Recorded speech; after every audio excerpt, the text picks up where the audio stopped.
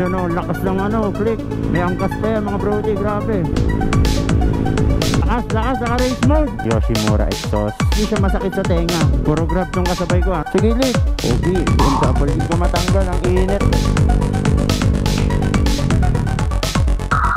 Alright, what's up mga brody? So ngayon, isa-sound check natin itong Yoshimura exhaust. Mas maganda mga brody na naka-headset kayo para rinig na rinig nyo yung tunog. Iba kasi yung tunog ng walang headset sa naka-headset mga brody. Mas maganda, mas rinig na rinig yung tunog. Ang ating full system exhaust by LA Modified. Nakita nyo naman sa una ng video, di ba grabe yung hataw natin mga brody. Unang gagawin natin mga brody, naka-silencer muna siya. Huli na yung walang silencer.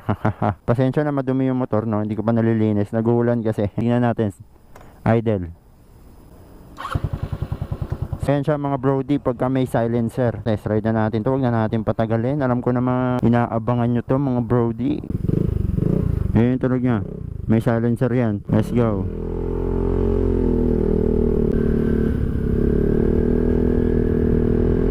So rinig na rinig nyo ba mga brody?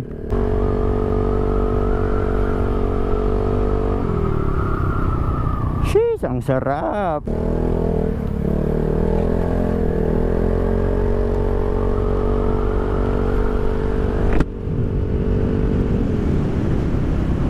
Bangking. Bangking tayo mga brody. Maganda na yung tunog niya mga brody kahit naka-silencer. Ayan o, hindi siya ganun kaingay kasi nga may resonator tayong nilagay. Tapos may silencer pa. Resonator na, may silencer pa. So equal no, di ganun maingay. Tapos maganda pa yung tunog.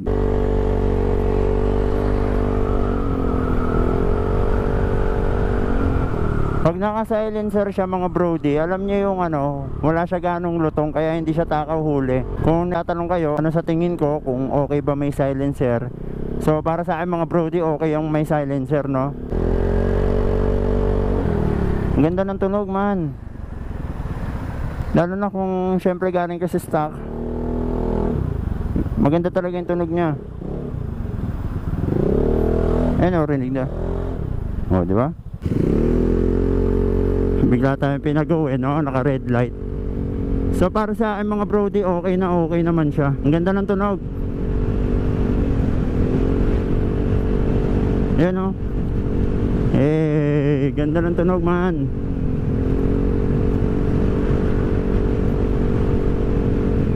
Woo!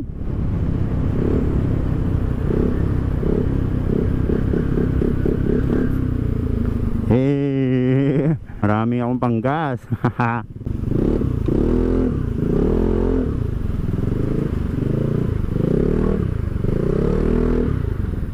Sabi, ang ganda ng tunog.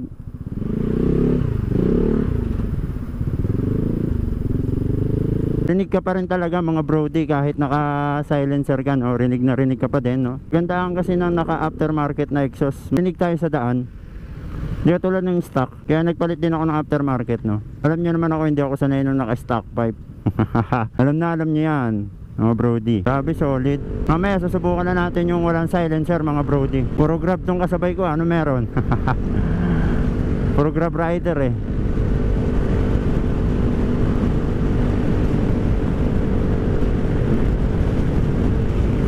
Grabe.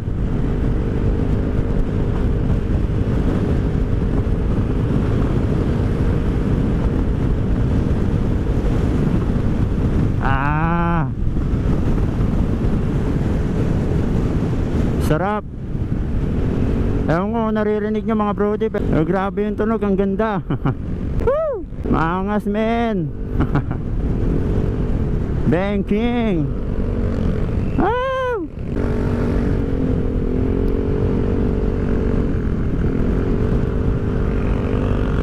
Alright, so yung mga brody, subukan natin yung ano, walang silencer. Ayun, may silencer siya. Hindi ko matanggal, ang init ang puta. Dahil tala, inuna ko yung ano no, yung walang silencer. Bubo. Natanggal ko na mga brody. Ang init. Ay, chuchu, baka masagasaan ka dyan. Shhh, doon ka sa gilid. Sa gilid. Baka biglaan tumawid, baka itali yung amo mo. Brody, baka stray dog ata yan eh. Walang mga amo, pinabayaan. Alright, check natin, walang silencer. Yan ang idle niya. Tara, subukan natin.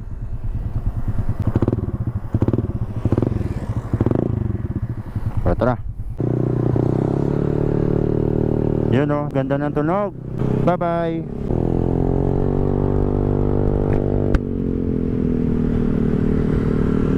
Maganda yung tunog niya mga brody.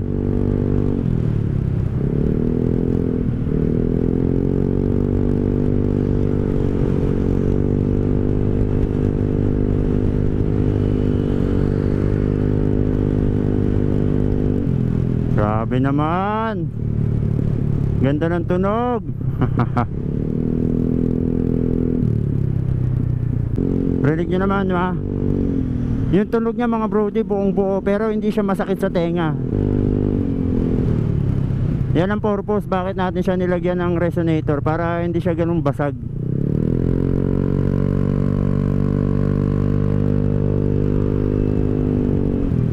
Po yung tunog niya ma-bass, pero hindi siya masakit sa tenga. Yun o, big bike, damn. Okay, BMW. My dream adventure bike. Rinig na rinig nyo naman mga brody.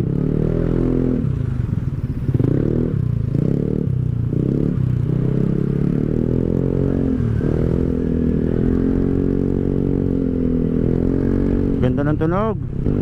Naka-racing mode si kuya oh. Grabe naman yan. Oh, ayan na, tumuwat na. Sabi, hindi tayo abot dyan, naka-race mode.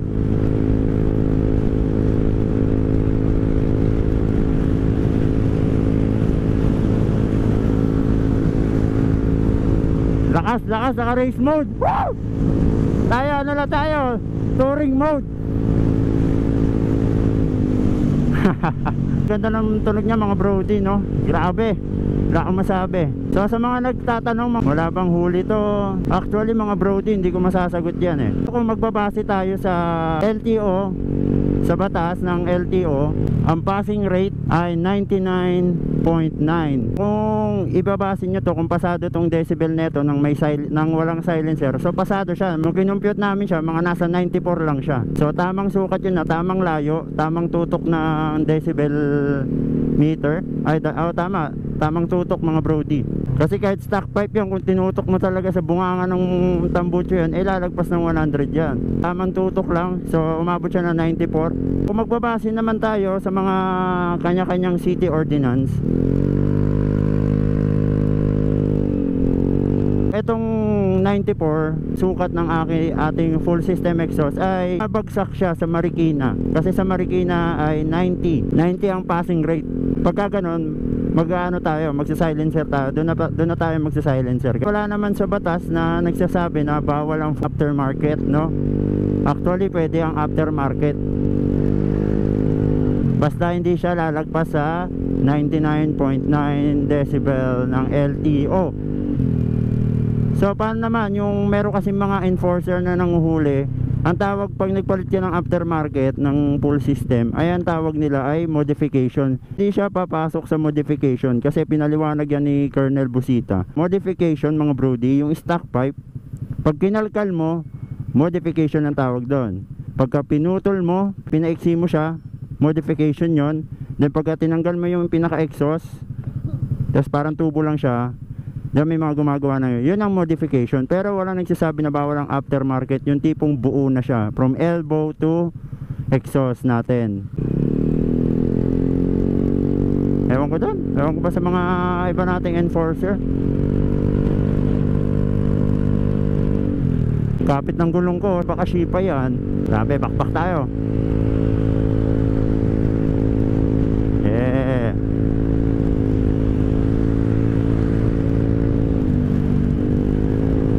Yeah, sarap. Grabe yung tunog mga brody.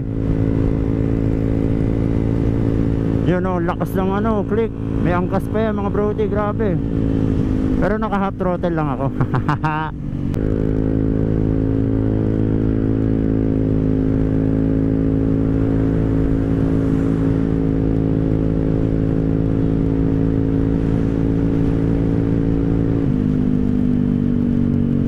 Grabe. Hindi, ang ganda kasi ng tunog niya. Hindi siya masakit sa tenga. Yun o. For the views. Ay, ano pala yun, si Katotok pala yun. Gusto ko lang magpasalamat sa mga sponsor natin. Shifa Tires Philippines para sa gulong ko, Mark Customized Seat Cover and Motorcycle Shop para sa aking muscle seat na upuan, tsaka Motaro Shock na version 2. Maraming salamat Sir Gilmar. And sa full system natin, maraming salamat LA Modified Muffler Shop. So maraming salamat sa napakagandang full system exhaust. Magandang pagkakagawa mga brody. So suportahan nyo sila. Kung hindi kayo makakapagpagawa, kahit follow na lang yung Facebook page nila, no? Malaking tulong yun sa kanila mga brody. Support natin yung mga tropa natin. Sabihin nyo lang pag mag-i-inquire kayo, followers po ako ni Notorious Rider yon. Mabait naman sila. Actually nga, Sir Gilmar ng Mark Customized Seat Cover, pagka nag-walk-in kayo sa shop nila, may discount yun.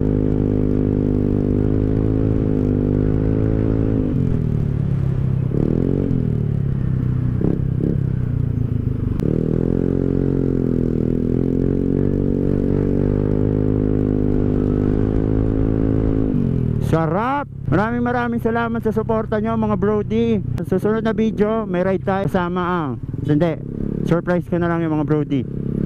Abangan nyo yung ride natin. Meron tayong mga kasama na malulupit, mga idol natin. So aakyat tayo ng Marilaki.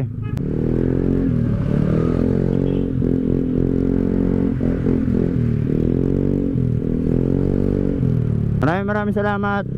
Hanggang sa susunod mga brody. Peace!